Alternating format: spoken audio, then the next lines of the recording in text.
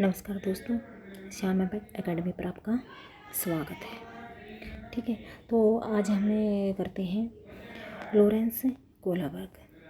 ठीक है, जिसने भी चैनल सब्सक्राइब और लाइक नहीं किया है तो सभी अपने चैनल को सब्सक्राइब कर लें। इससे जो आपका नोटिफिकेशन है मेरी जो भी वीडियो होगी वो आप तक पहुँच जाएगी। ठीक है, और जो मैं अभी नोट्स के थ्रू करवाऊँगी, जो मैंने खुद नोट्स बना रखे हैं, तो वे आपके लिए काफ़ी बेनिफिट साबित होंगे। आपको खुद से नोट्स बनाने की ज़रूरत है ही नहीं। इन नोट्सों को पढ़ लेंगे तो आपके जो एग्ज़ाम में क्वेश्चन होंगे वे आपके आसानी से क्लियर हो जाएंगे। ठीक है, आज करते हैं हम लॉरेंस कोहलबर्ग। इससे आपको पेपर में है ना, आपके जो एग्ज़ाम है उसमें कम से कम 1 या 2 नंबर तो आपको ज़रूर देखने के लिए मिलेंगे। इसमें आप 1 या 2 नंबर आपको जरूर देखने के मिलेंगे। तो ये लॉरेंस कोहलबर्ग किसने नैतिकता का विकास का सिद्धांत इसने दिया था। ये कहाँ के रहने वाले हैं? ये अमेरिका के मनोवैज्ञानिक हैं। ठीक है, इनका पूरा नाम क्या था? इनका पूरा नाम क्या था? इनका पूरा नाम था लॉरेंस कोहलबर्ग। Lawrence Kohlberg.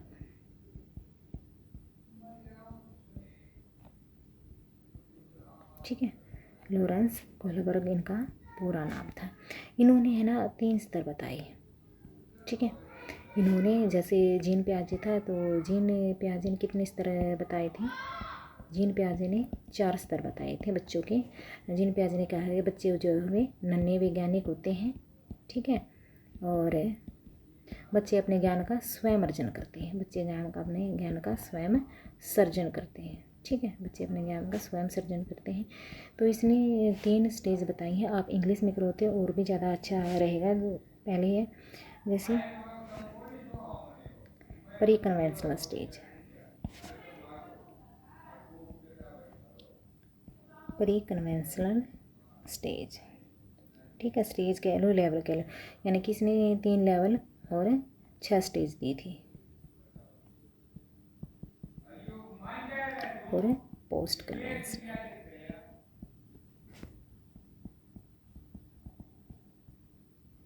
ठीक है, post conventional stage, pre conventional stage है, कन्वेंशनल स्टेज है, पोस्ट कन्वेंशनल स्टेज है। इसने 3 लेवल बताए हैं और 6 स्टेज बताई हैं। ठीक है, 6 स्टेज इन्होंने बताई हैं। 3 लेवल और 6 स्टेज बताई हैं। 3 लेवल कौन कौन से हैं? प्री कन्वेंशनल, कन्वेंशनल और post conventional stage level. 3 level दिए हैं। इसके अंदर इसके 2-2 स्टेज इसके अंदर हैं, तो टोटल हो गए 6 स्टेज। 6 स्टेज कौन सी हैं वो अभी हम कर लेते हैं। जैसे फर्स्ट है प्री कन्वेंशनल। ठीक है, प्री कन्वेंशनल लेवल है, या इसको आप बोलोगे हिंदी में क्या बोला जाता है? पूर्व पारंपरिक स्तर।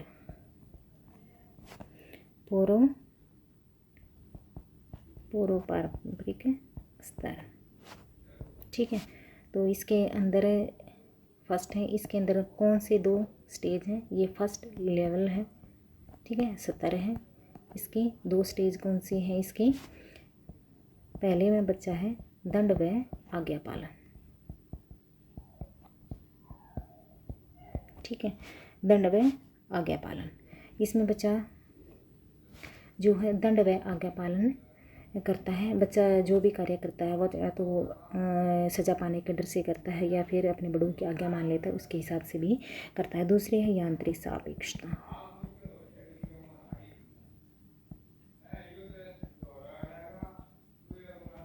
यांत्रिक सापेक्षता या अहम केंद्रिता।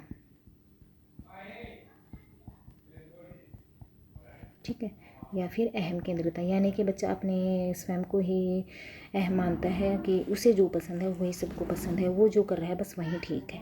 ठीक है ना, तो ये उस जो बच्चे के होते हैं वे उसकी अपनी थिंकिंग इस तरह की होती है इसके अंदर। दूसरी कौन सी है?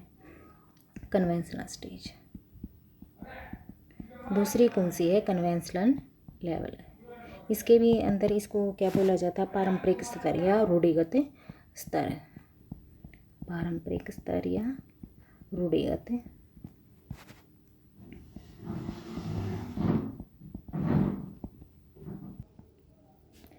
तो दूसरी स्टेज कौन सी है? कन्वेंशनल लेवल है।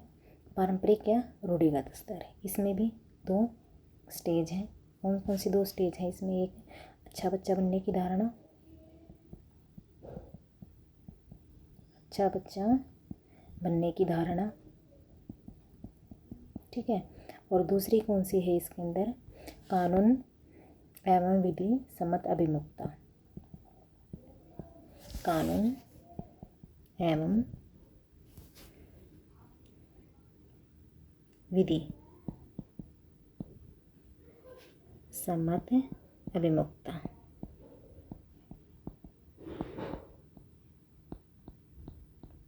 ठीक है। तो कौन कौन सी है इसके? तो दूसरी लेवल पे 2 स्टेज हैं। अच्छा बच्चा बनने की धारणा। दूसरी स्टेज कौन सी है? दूसरा लेवल कौन सा? पारंपरिक या रूढ़िगत स्तर, अच्छा बच्चा बनने की धारणा, कानून एवं विधि सम्मतता। इसमें बच्चा है जो है अच्छा बच्चा बनने की कोशिश करता है कि दूसरे बच्चों की शिकायत लगाता है कि मैंने तो ये अच्छे काम किए हैं और दूसरे बच्चे ऐसे ऐसे कर रहे हैं और मैंने तो बहुत अच्छा काम किया है, ये देखो ये है। ठीक है ना। दूसरा बच्चा है कानून एवं विधि सम्मत अभिमुखता। बच्चा जो है कानून और विधि को सही मानने लग जाता है, जो कानून है वही सही है, इन्हीं चीज़ों को बच्चा मानने लग जाता है। तीसरी स्टेज कौन सी है? Post conventional stage. Post conventional level, मैं भूल जाती हूँ मेरे बार पर, वो पोस्ट कन्वेंशनल लेवल। इसको पाश्चात्य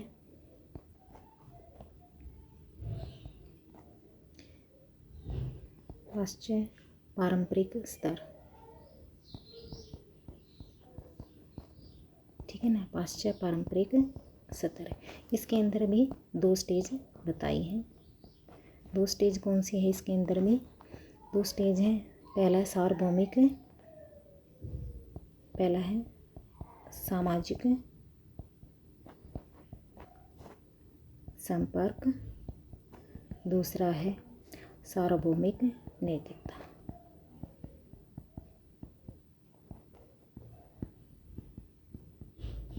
ठीक है। पहला है सामाजिक संपर्क, दूसरी है सार्वभौमिक नैतिकता। इसमें जो बच्चा है सामाजिक संपर्क में बच्चा जो है समाज के संपर्क में आने लग जाता है। ठीक है। और जो समाज से संबंधित जो निर्णय होते हैं वे अपने लेने लग जाता है, जो निर्णय होते हुए लेने लग जाता है। सार्वभौमिक समझ नैतिकता में क्या है? इसमें बच्चा सोचता है कि जो मैं मतलब अपनी आदर्श मानने लग जाता है, किसी को भी जो उसको अच्छा लगता है, ठीक है ना। और गलत के खिलाफ आवाज़ उठानी शुरू कर देता है, गलत के खिलाफ आवाज़ उठानी शुरू कर देता है। ठीक है। गलत के खिलाफ आवाज़ उठाता है। ठीक है। तो इसके जो तीसरा लेवल है पोस्ट कन्वेंशनल लेवल, इसको पाश्चात्य पारंपरिक स्तर भी कहते हैं। इसका फर्स्ट इसके अंदर जो 2 स्टेज हैं, सामाजिक संपर्क, दूसरा है सार्वभौमिक नैतिकता। ठीक है। सामाजिक संपर्क में बच्चा समाज के संपर्क में आने लग जाता है, ठीक है ना, देखता है क्या चीज़ कैसी है और अपने निर्णय लेने लग जाता है। सार्वभौमिक नैतिकता में बच्चा आदर्श मानने लग जाता है, किसी को भी जो उसको मतलब कोई महापुरुष या कोई और अच्छा लगता है उसको आदर्श मानने लग जाता है, गलत के खिलाफ आवाज़ उठाने लग जाता है।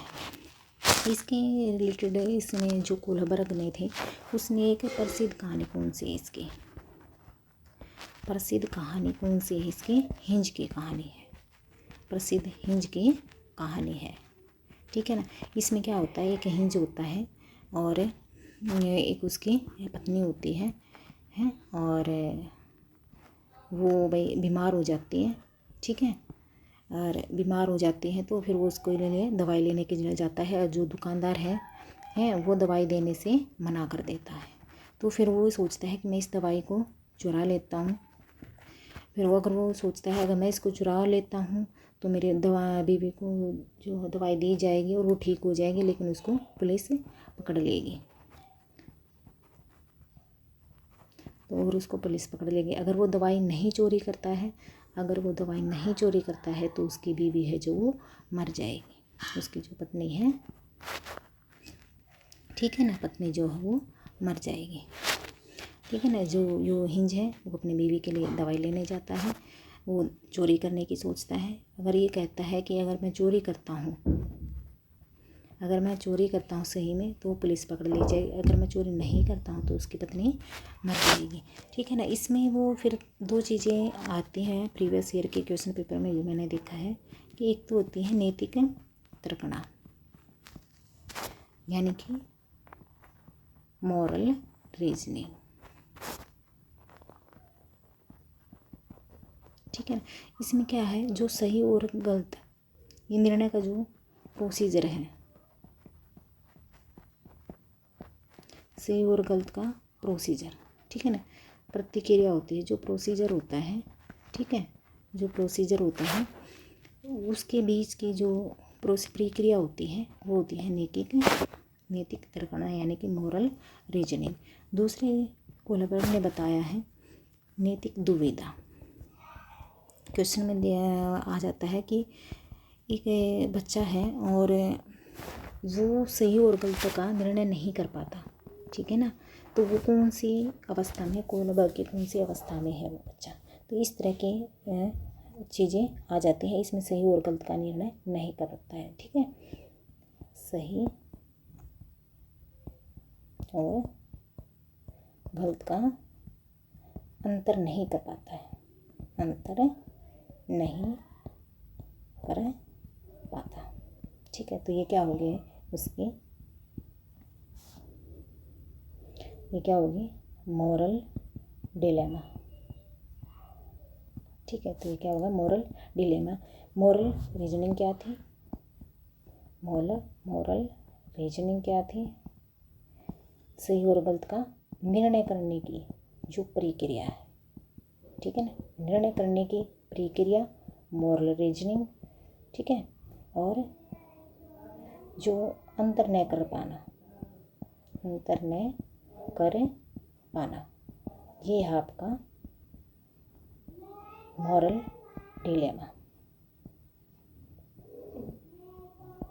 ठीक है, तो ठीक है दोस्तों, ये जो आपका कोलबर्ग है वो आपका कंप्लीट होता है। इससे आपको एक या दो क्वेश्चन आंसर पेपर में ज़रूर देखने को मिलेंगे। आपको नोट्स बनाने की ज़रूरत नहीं है, आप 2-3 बार ही इस वीडियो को देख लेना। ठीक है, तो और चैनल को सब्सक्राइब तथा लाइक ज़रूर कर देना।